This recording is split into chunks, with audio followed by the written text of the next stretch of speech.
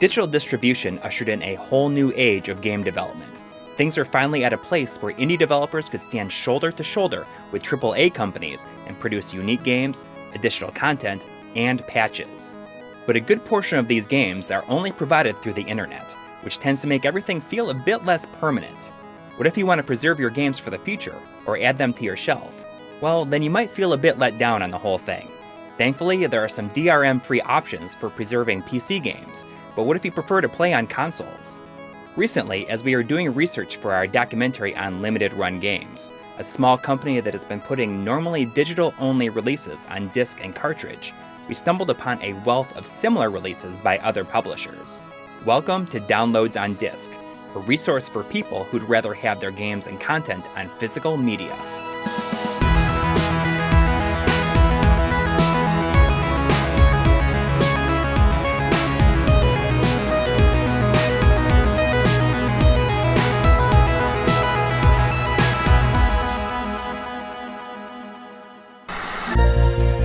In this episode, we're specifically looking at downloads on disc for PS4 and Xbox One that were originally released at a recommended retail price of $20 US or less.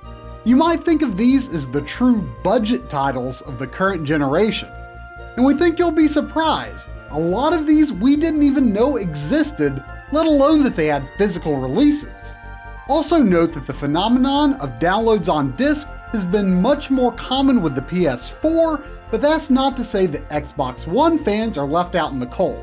But enough of all that, let's get right into it.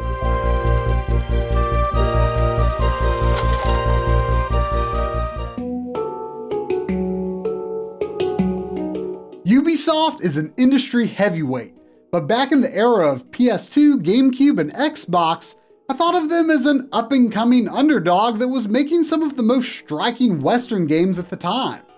Well, The Last Tinker, City of Colors by German developer Mimimi Productions is not a Ubisoft game from 2003, but it sure feels like one. You play as Koru, a monkey in a city full of colorful characters, reminding me of the vibe of games like Rayman 2 or Beyond Good and Evil. In this world, colorful takes on a very literal meaning. Colortown produces color for the world, but its red, green, and blue districts started to become distrustful of one another. Now a force called the Bleakness is whiting out Colortown, and only Koru can use the powers of the color spirits to bring the town back together.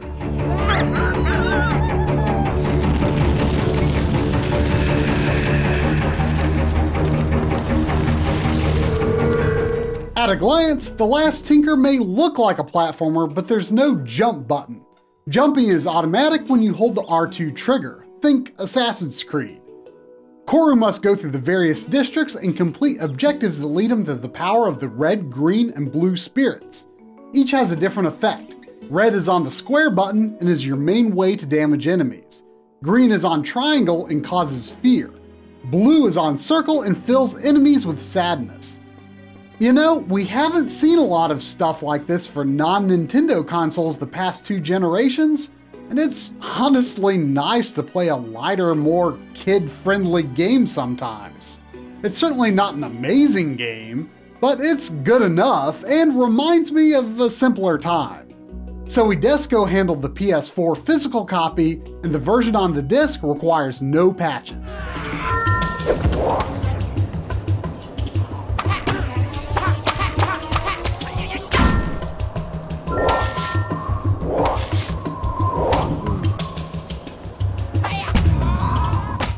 While home consoles ruled the 80s in North America, old-school British gamers are more likely to have nostalgia for PC systems like the ZX Spectrum, where for a time platformers using an isometric perspective like Knight Lore were very popular.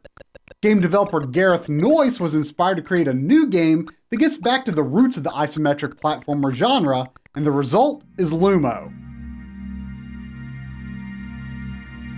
Lumo actually begins with you as a young player attending a retro game event where you're rezzed into the game. Inside, you become a short wizard who can't do much more than walk and barely hop off the ground.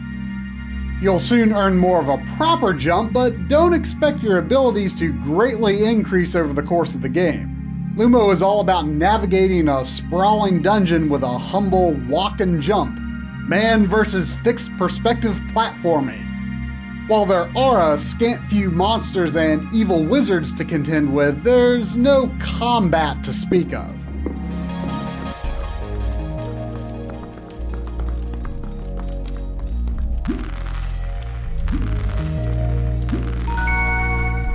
Much later, you find an illuminative staff, the origin of the name Lumo, I presume, but it has much less impact on the game than you might think.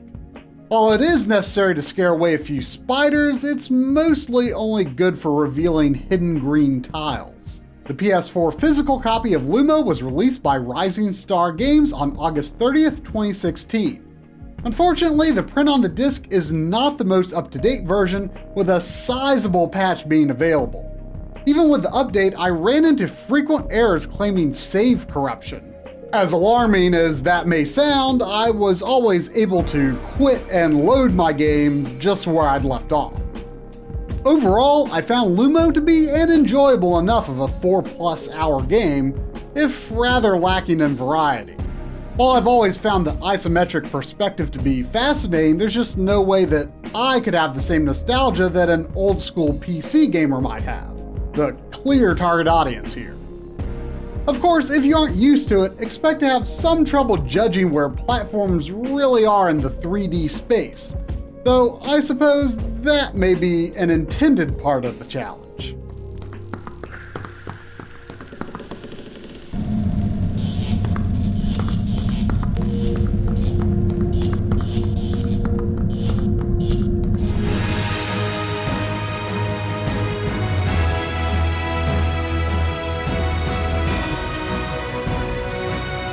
Last generation, as downloadable games started to really take off, I feel one of the first games to truly legitimize these services to me was Castle Crashers by the Behemoth. A 4-player hack and slash piled on some modern trappings like leveling up and online co-op. Surprisingly, we didn't see many follow-ups on this style of game despite its success. Zombie Vikings, developed by Zoink, and the physical version published by Rising Star Games on the PlayStation 4, is a game that I had to check out as soon as I saw the similarities to Castle Crashers. You play as one of a group of zombie Vikings that have been resurrected by Odin to retrieve his eyeball, which was stolen by Loki. I summon Seeker, Kaka, Dunbor, and finally...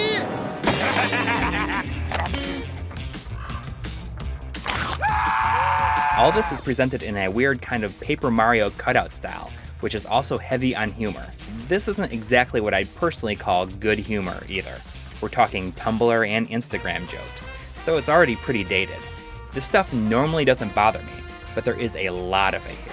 Oh, that does not smell repulsive at all. Brave heroes! I shall reward you with a great sword, Stinknir! It does have its moments though. Each zombie has an arsenal of moves, a basic multi-hit combo, a charge attack, throws, and a special attack that is unique to each character. You can also dash and roll, which helps you nimbly avoid incoming attacks. Or you can also block if you're not fast enough, though your guard can eventually be broken if you take too many sequential hits. Instead of leveling up your fighter RPG style like in Castle Crashers, all character customization is boiled down to over 40 weapons and a bunch of runes that can add health and attack power. If you want to team up with friends the old-fashioned way, the couch co-op is a lot of fun.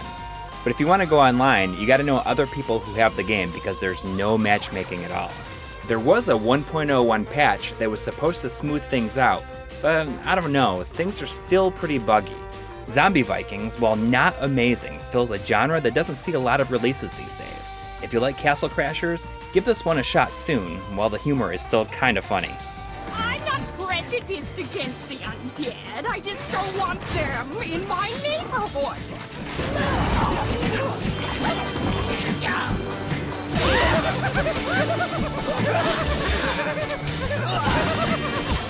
I guess I kinda like graphical adventures, though sometimes I feel like I'm trying to convince myself that I like them more than I really do. Ether 1, developed by a 6-person development team called White Paper, and a physical copy published by Soei Desko on the PlayStation 4, was the perfect opportunity to see if I could still get into this style of game.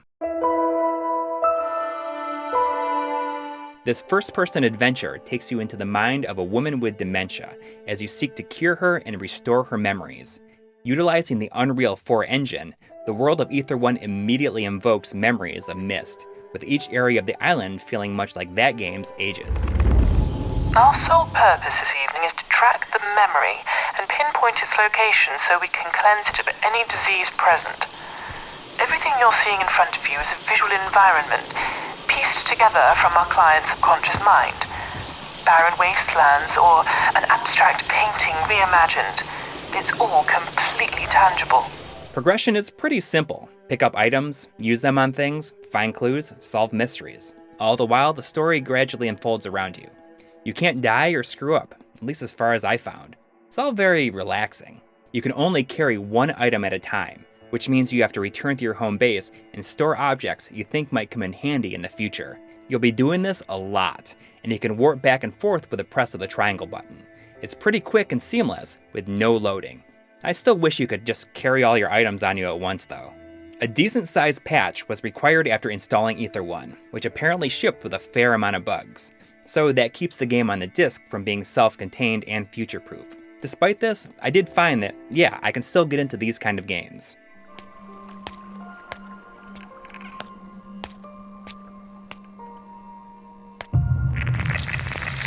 I must say, I am impressed, Restorer. You've done such wonderful work this evening. If you're familiar with Target Earth for the Genesis or Cybernator for the Super Nintendo, then you may know that those games are part of the Assault Suit series in Japan by developer Masaya. They put you in control of a bipedal mech in a futuristic war. The original game in the series, Target Earth, is called Assault Suit Leinos in Japan, and was remade for PS4 and Windows in 2016. We have publisher Rising Star Games to thank for bringing a PS4 physical copy over to North America and Europe. A very minor 1.01 patch is not on the disc. The Assault Suit Leinos remake does an amazing job of taking the levels, music, and plot of the original and blending it with the weighty feel of later Assault Suit games like Cybernator. For me, this made Assault Suit Leinos on the PS4 click in a way that the original Target Earth never did.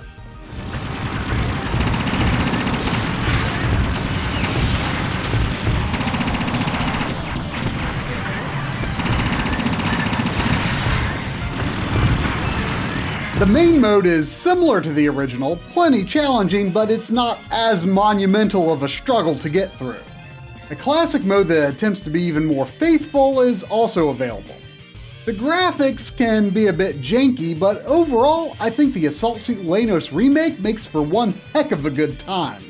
Definitely don't skip this one. アサルトスーツ隊は前期降下開始。着手後速やかに敵の基地へ向かえ。前方に機動兵器出現。 Several years ago, I watched a Kickstarter pitch for a prototype horror game played from the perspective of a toddler. I remember thinking that was a fantastic idea, but I was recently surprised to rediscover it, and that not only had it been out for some time, but a PS4 physical copy was released by Soei Desko in August 2016. You play as a young boy who receives a seemingly alive teddy bear for your second birthday. That night you feel that something is very wrong, and you're guided by Teddy on a surreal quest to find your mother. Aha! It's a button. That's it. It seems like the memory you share with her unlocked the door. I don't want to reveal too much because horror is at its best when the menace is unseen and unknown. I'll just say that this is absolutely the sort of horror that really gets to me. More of a slow build, slow burn psychological horror in the vein of Amnesia: The Dark Descent. Among the Sleep isn't quite as scary as Amnesia, but it is absolutely among the most truly scary games that I've ever played. At first, I wasn't sure if there actually was anything to be afraid of, but oh, there is. Yes, there is. Among the Sleep is about 2.5 hours long, which may sound short, but I don't think I could have handled the stress for a moment longer. The install is under 2 gigabytes and the version on the disc is fully up to date.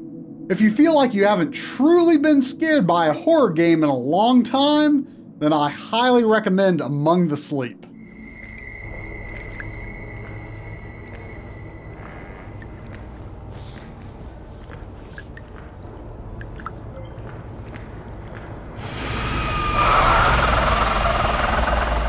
Giana Sisters' Twisted Dreams was kickstarted in 2012 by Black Forest Games.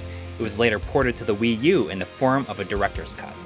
As I was on the verge of purchasing that, I saw that Soy Desco had published a PS4 Blu-ray disc version for about half the price of what the Wii U version was going for. Of course I was going to take that deal.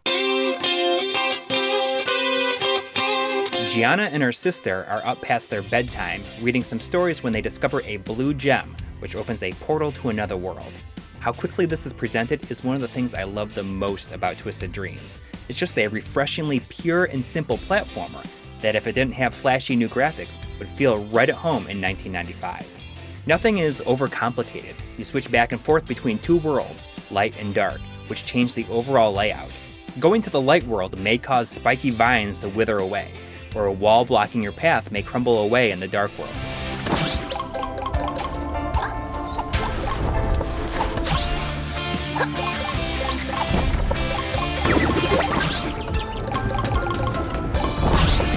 Giana also has a pair of special moves, a spin that slows her fall, and a fireball attack that can be chained between enemies.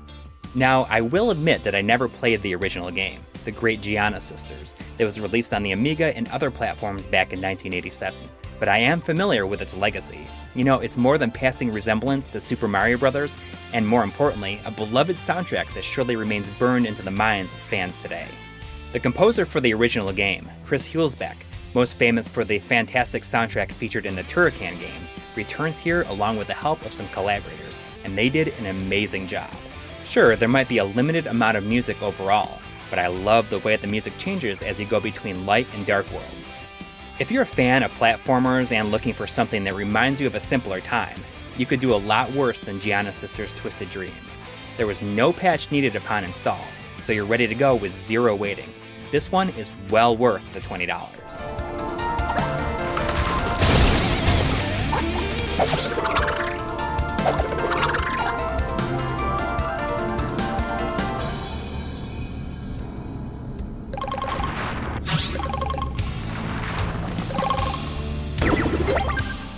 I'm kind of at a weird point these days.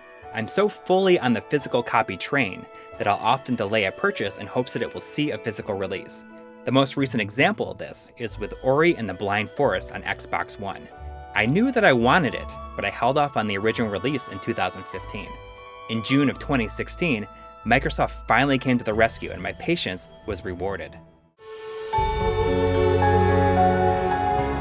The physical version of Ori and the Blind Forest gets you the original version and the definitive edition, which added a bit of content and balanced things out by adding multiple difficulty levels.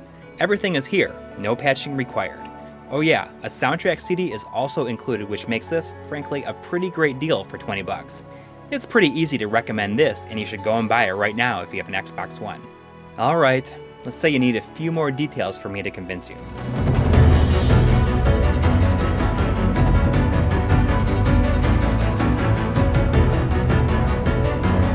Ori, this little cat-like creature, sets out to revitalize his home after a giant owl disrupts the 4 elements. Once imbued with special powers, Ori makes his way through the world Metroidvania style, acquiring new moves that open up access to additional areas. It's fun and absolutely gorgeous. The closest thing I can compare it to stylistically are Vanillaware's games, like Odin Sphere and Dragon's Crown.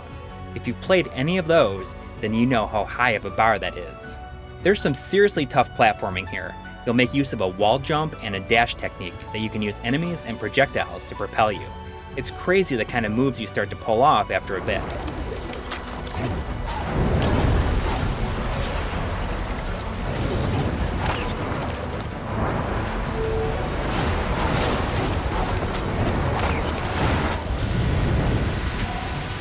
So much about Ori feels old school, challenging with some clever puzzles. It never feels frustrating, although sometimes Ori himself is so small on screen that you can easily lose track of him. The thing that struck me the most about Ori is how it probably could have been a full-price release. It's seriously an amazing game, with a beautiful soundtrack. I'll say it again, get this game.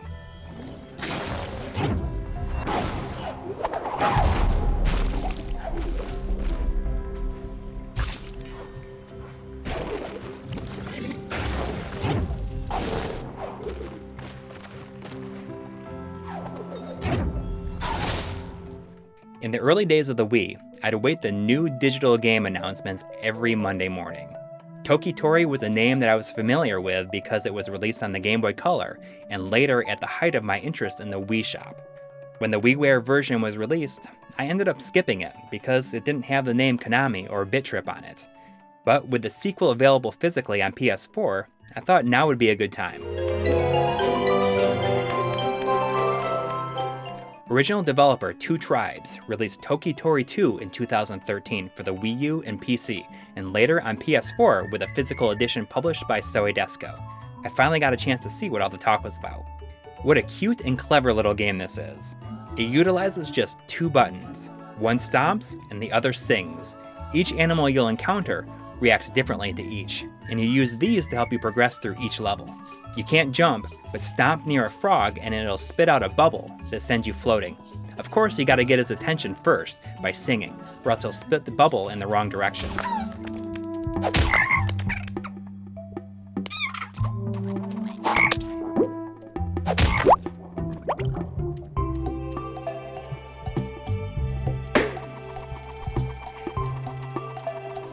Obviously, things get more challenging as you continue, but I have to admit, I was pretty charmed, at least for as much as I've played.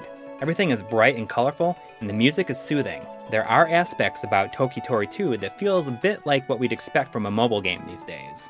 I don't think I'd consider that a bad thing, but it might not be what people desire to play on a console. If you're a longtime fan of Tokitori, or this looks like something you'd want to add to your collection, then you'll be happy to know that the version present on the disc required no updates at all. So if you've wanted the definitive version of Tokitori 2, then here you go.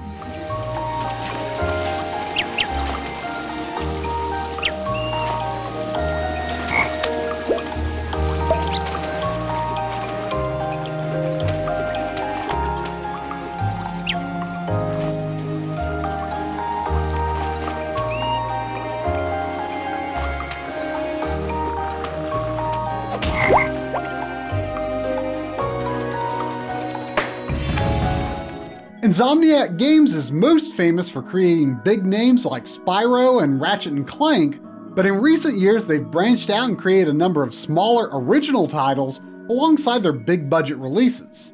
These have included a number of mobile, PC, and even VR games, but one of the most notable is Song of the Deep for PC, PS4, and Xbox One. The physical release was announced alongside the game's initial reveal in early 2016. In fact, it's all thanks to GameStop of all companies, who published and distributed the physical copy of Song of the Deep for PS4 and Xbox One. It's also the only game in this episode to have been released for a mere $14.99. Though one downside to the disc releasing the same day as the download is that there are a number of patches. An eerie light flickered and danced on the sea floor, like an underwater fire. At any rate, as you can see, Song of the Deep is a side-scrolling underwater adventure. You play as Marin, a young girl who builds a homemade submarine to search for her father, who she believes may be lost in the ocean depths. Insomniac themselves refer to it as a Metroidvania, which, I mean, sign me the heck up!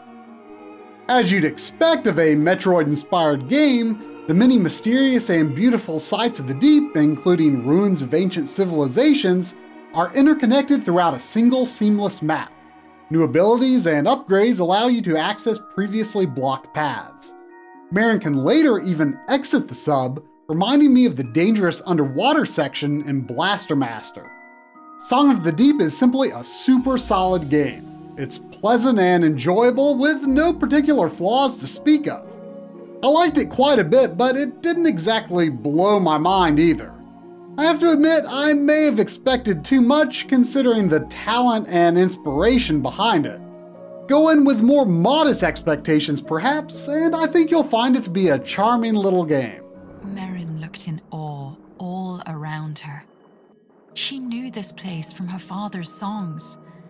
These were the lost ruins of the Merrows. So I went into this next one pretty much completely blind. The artwork looks interesting and it has cool glowy druid looking people, so if I was grabbing a bunch of these games for the episode, why not try it? Well, Narrow, or Nothing Ever Remains Obscure, turns out to be of what people call the walking simulator genre. I think that term is generally considered to be a bit derogatory, and if so, I don't mean for it to be, because there are a few games like this that I've wanted to try. But it's true, there's not much to do here other than walk through very dark environments, often fairly striking, and slowly uncover a very sad story about a dying boy by way of floating text. If that sounds interesting to you, then you might find something worthwhile here. It's not exactly my thing, so I don't feel like it's fair for me to knock it.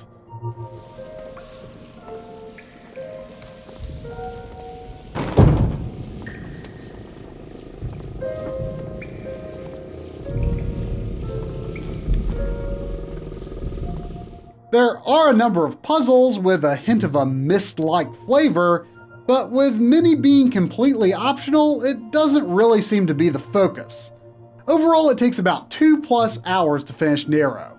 The PS4 physical copy was released by Soy Desco in July 2016, and as of the time of this video, there are no patches above what's burned to the disc.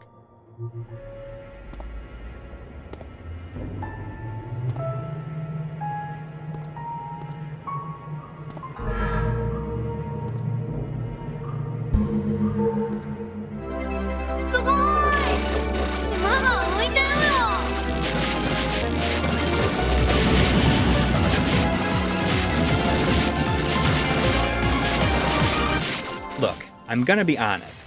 If you slap the words bullet hell on the case of your game, then it's more than likely that I'm gonna be interested. I'm not particularly good at the genre, which is known for filling the screen with more enemy bullets than you can reasonably deal with at a moment's notice, but I do love playing them.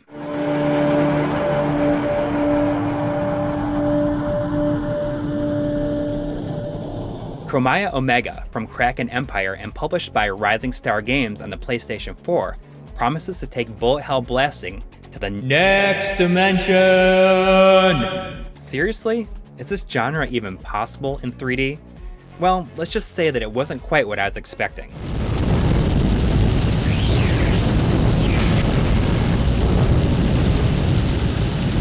You fly around in a free-roaming 3D space, trying to collect these keys before you die.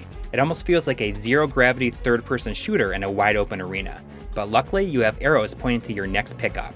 At the end, you fight a boss. It's pretty simple and intense, but I'll be straight with you. There's nothing about this that makes me think of anything remotely similar to a bullet hell shooter. The sound design and world building is where Chromia really excels. It seems to use its own made-up language, along with its own style of writing.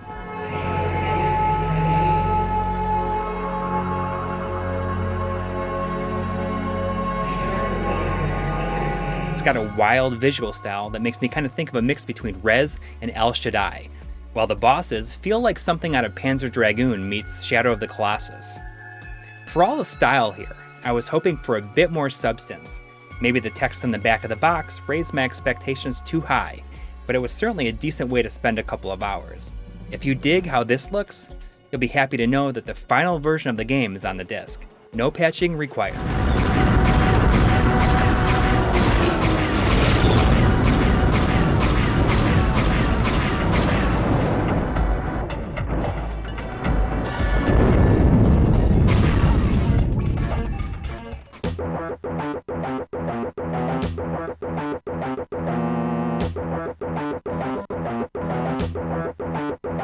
I was never much of a PC gamer as a teenager. I played a couple of things on it, but my main use of my old Packard Bell was to post on AOL about Final Fantasy and REM.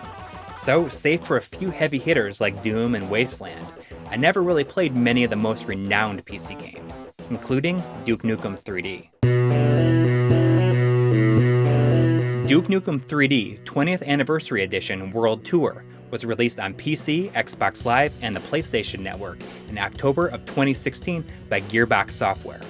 A couple of weeks after the digital version, a physical copy for the PS4 and Xbox One was made available exclusively through GameStop. Damn, those alien bastards are gonna pay for shooting up my ride.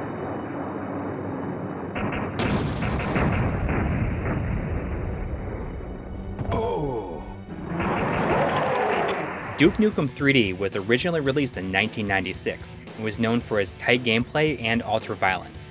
Oh yeah, and its naughty bits as well. It's kind of amazing how this was really pushing the envelope in 1996. It feels so tame now.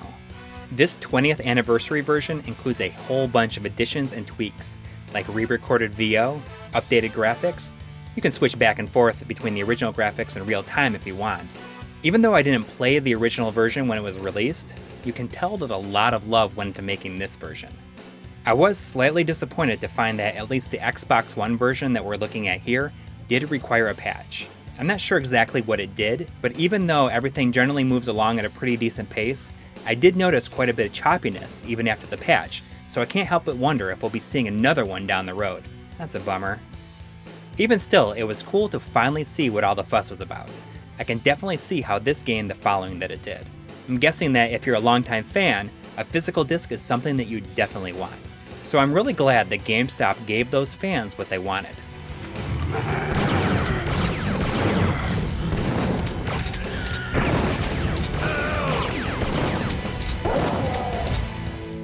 The first downloadable game that I ever bought was Geometry Wars Retro Evolved on Xbox Live Arcade. That simple, brightly colored, score-based shooter brought twin-stick gameplay back to popularity and was about the only game that I played for about 2 months. After a hugely popular follow-up, the series went dormant as original developer Bizarre Creations closed down. Geometry Wars 3 Dimensions was developed by Lucid Games and published by Sierra back in 2014. In October 2016, they released a physical copy on the Xbox One and PS4, which compiled all DLC and patches on disc and called it Geometry Wars 3 Dimensions Evolved. Heck yeah, this is something that I've wanted since I first played it. If you've somehow never played Geometry Wars, it's very simple to pick up and play. The left stick moves, the right stick shoots. Don't get hit. You got that? Okay, go.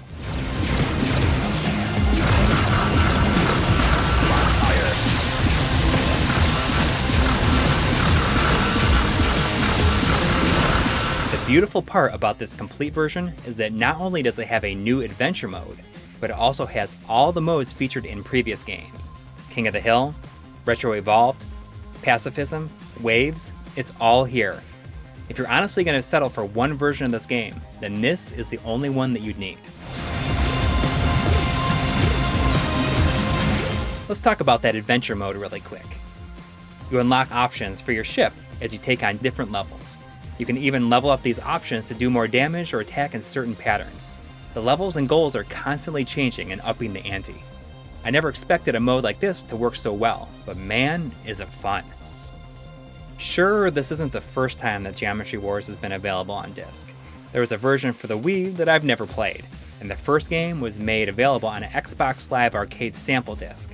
But this is the version to have.